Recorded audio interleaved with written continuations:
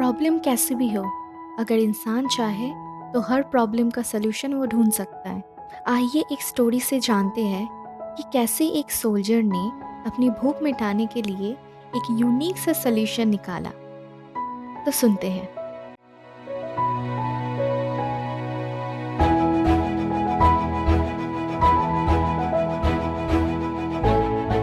एक बार एक सोल्जर जंग से वापस लौट रहा था। वो बहुत ही ज़्यादा थका और भूखा था और उसके पास पैसे भी नहीं थे। जिस भी घर में जाता खाना मांगने, वो उनको कुछ ना कुछ बोल के निकाल देते थे। नहीं तो बोलते थे कि हम लोग खुद ही बहुत गरीब हैं, हम आपको खाना कहाँ से दें। ऐसे ही चलते चलते सोल्जर ने सोचा कि बस अब बहुत हुआ, बहुत ही ज़्यादा भूखा हूँ और थका हूँ, मुझे खाने के लिए कुछ ना कुछ चाहिए। और अब जो भी घर आएगा मैं खुद अपने लिए सूप बनाऊंगा, चाहे मालिक कोई भी हो। ये सोचकर उसने एक पत्थर उठाया रास्ते से और एक घर की तरफ चलता रहा। वो घर एक बूढ़ी औरत का था, जहाँ वो बूढ़ी औरत अकेले रहती थी। सोल्जर ने बूढ़ी औरत को पूछा कि बूढ़ी माँ, आपके पास खाने के लिए कुछ बचा है, क्योंकि मैं बहुत ज़्यादा भूखा हूँ। बूढ़ी माँ कहती है कि बच्चे, मैं खुद गरीब हूँ इतनी कि मेरे घर के सारे बर्तन खाली है। अगर होते तो मैं खुद तुम्हें देती, तुम्हें खाना नहीं दे सकती, मैं बहुत ज़्यादा गरीब हूँ। सोल्जर ने कहा, कोई बात नहीं, आप गरीब हो लेकिन मेरे पास पत्थर है, मैं खुद अपने लिए पत्थर का सूप बनाऊंगा। बूढ़ी माँ बहुत शौक हुई कि बहुत तरीके के सूप तो सुने थे मैंने, लेकिन ये पत्थर का सूप क्या होता है। और उन्होंने कहा, ठीक है, तुम बना लो। सोल्जर ने कहा कि मुझे बस एक बर्तन चाहिए जिसमें मैं सूप बना सकता हूँ। बूढ़ी माँ ने कहा, मेरे पास बहुत सारे बर्तन हैं, देखो। ये बोल के बूढ़ी माँ ने बहुत सारे बर्तन उसको दिए।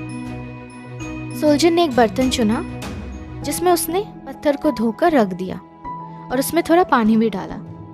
बूढ़ी माँ ने आग जलाया। सोल्जर बीच बीच में उस पानी को हिलाता रहा, सूप का पानी, और उसको चखता भी रहा जैसे कि वो सच में सूप बना रहा हो। अचानक से उसने कहा कि ये सूप और भी अच्छा होता अगर इसमें थोड़ा नमक होता। बूढ़ी माँ ने कहा, हाँ हाँ, मेरे पास नमक है। क्योंकि बूढ़ी माँ को देखना था कि पत्थर का सूप कैसे होता है, तो उन्होंने लाकर दिया। कुछ देर बाद सोल्जर ने कहा, ये और भी अच्छा होता अगर इसमें बटर डालते। बूढ़ी माँ ने कहा, हाँ, मेरे पास बटर है, रुको, मैं अभी लाकर देती हूँ। ऐसे ही सोल्जर उस पानी को हिलाता रहा और बीच बीच में टेस्ट करता रहा। सोल्जर ने फिर से कहा कि सूप तो बहुत टेस्टी बना है, लेकिन ये और भी ज़्यादा टेस्टी होता अगर इसमें कुछ सब्जियां डालते हम लोग, और आलू भी। बूढ़ी माँ ने कहा, हाँ, मेरे बागीचे में है, रुको, मैं अभी लाकर देती हूँ। ये कहकर उन्होंने कुछ सब्जियां अपने बागीचे से लाकर दी, जिसको सोल्जर ने फटाफट से धोकर, छिलकर, काटकर सूप में डाल दिया।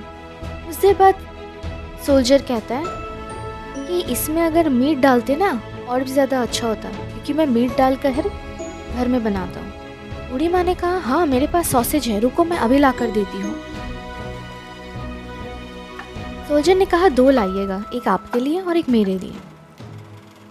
बूढ़ी माँ ने सॉसेज लाकर दिया, जिसको सोल्जर ने सूप में डाल दिया। ऐसे ही सूप बनकर रेडी हो गया और सोल्जर ने खुद के लिए और बूढ़ी माँ के लिए खाना निकाला।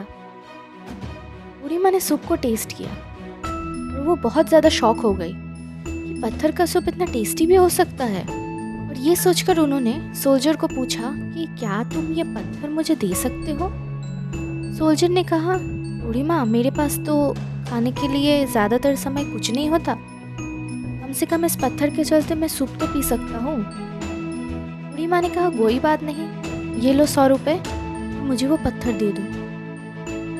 सोल्जर ने वो पत्थर खुशी खुशी दे दिया। अब उसकी भूख भी शांत हो गई, उसके पास 100 रुपये भी थे। तो ये थी स्टोरी, द स्टोन सूप।